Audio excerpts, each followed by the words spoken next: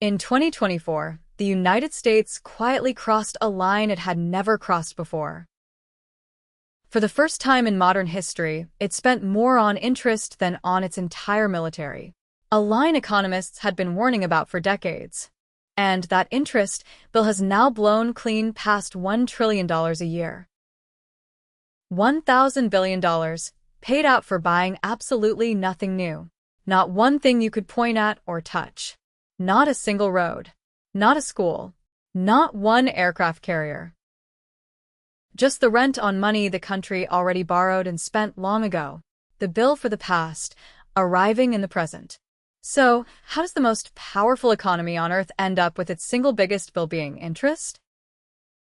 It sounds impossible, right up until you see the math. It turns out to be the exact same trap that catches people with a credit card, just with about 11 more zeros. The mechanics, though, are surprisingly simple.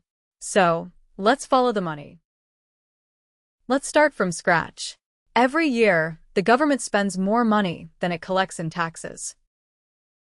And usually it's a lot more. To cover that gap, it borrows by selling little IOUs called bonds to anyone who will buy them. You hand the government cash today, it promises to pay you back later, with interest on top. Now do that year after year through war and crisis and good times too, for decades. Those IOUs pile up into something staggering, a national debt now north of $36 trillion.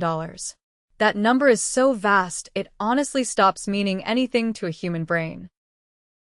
So picture it instead as a towering mountain of cash, one that's been growing, layer by layer, for generations. And for a long time, none of this felt remotely scary. Borrowing was cheap, the mountain just sat there quietly, and almost nobody worried about it. Then the bill for it started to roar. But wait, who is the country even borrowing all this from? The answer surprises most people. Roughly 3/4 of the debt is owed right back to Americans themselves.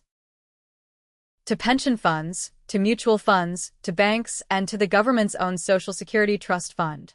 In other words, a huge chunk of the national debt is money the country owes to its own retirees and savers. Your future pension might literally be holding some of it. The rest, about a quarter, is owed to foreign investors and governments. Japan is the single biggest, holding over $1 trillion of it, followed by China. So this isn't one scary loan from a shadowy banker. It's millions of bonds held all over the world, and every one of them is owed interest. Which brings us to the catch that nobody, anywhere, ever escapes. Borrowing is never free. Every single bond charges interest. So think of the whole thing as one enormous national credit card. The country can keep right on swiping it, but every single month, interest comes due on the entire balance. It never, ever stops. When that balance was smaller and interest rates were near zero, the interest barely registered.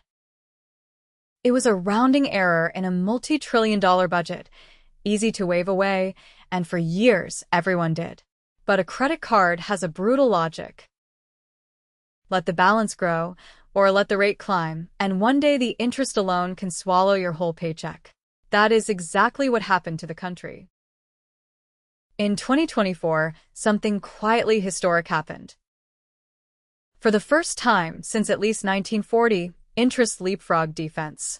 The entire military cost about $820 billion. Interest on the debt, around $870 billion and climbing fast. Let that really sink in. The country now spends more just keeping up with its old loans than it does on the single largest armed forces on the planet. So picture two enormous piles of cash, sitting side by side. For 80 straight years, the defense pile was taller. Then, almost overnight, the interest pile shot right past it. So, why did the interest bill suddenly erupt? Because two things happened at the very same moment. First, the debt pile itself ballooned. Wars, a financial crisis, and a pandemic were all paid for with borrowed money. Second, interest rates shot up. For years money was nearly free. Then, to fight inflation, rates were yanked sharply higher. And here is the real sting in the tail. Old, cheap loans don't last forever. As they expire, the government must reborrow at today's much higher rates, and the whole mountain slowly reprices upward.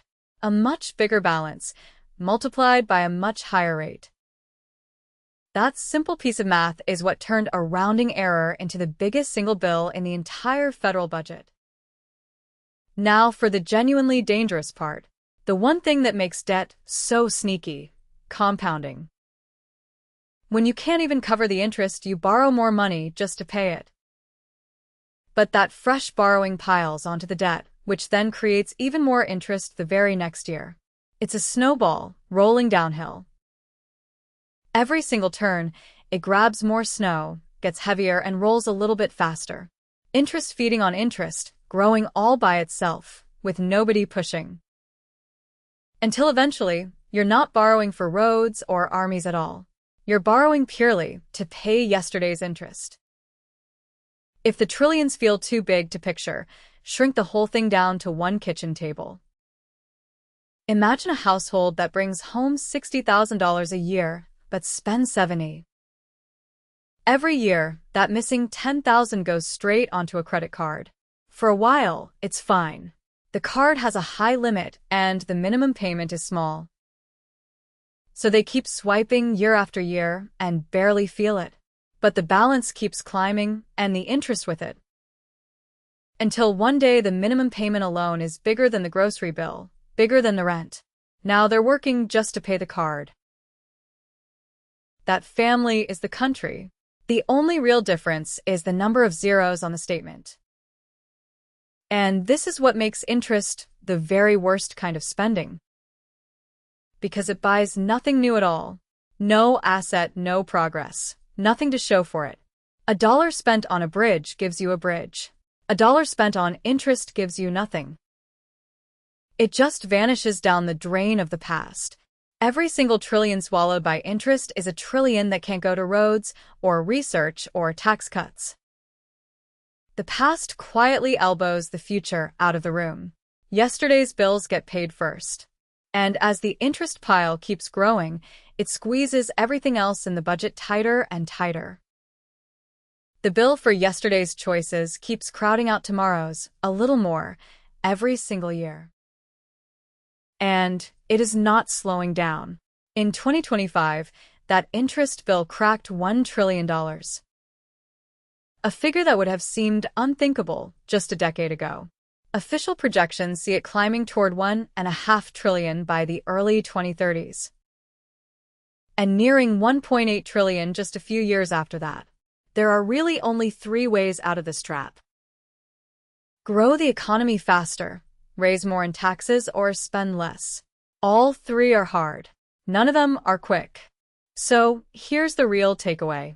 A government's debt is not nearly as mysterious as it sounds. It works almost exactly like the credit card sitting in your pocket.